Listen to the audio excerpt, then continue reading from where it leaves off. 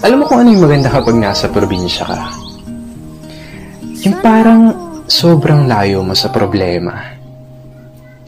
Yung manghuni ng ibon, sariwang hangin, na kahit sobrang bigat ng pakiramdam mo, kapag naranasan mo tong mga to, biglang mawawala na lang.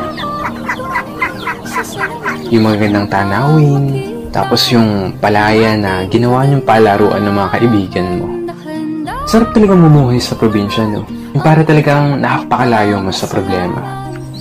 Yung parang napakalayo mo sa malupit na sistema ng mundo.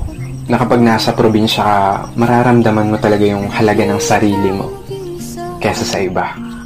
At mapapasabi ka na lang na there's no place like home or like probinsya. At ikaw na nanonood nito ngayon, masaya ako at naparamdam ko sa'yo ang pamumuhay sa isang probinsya.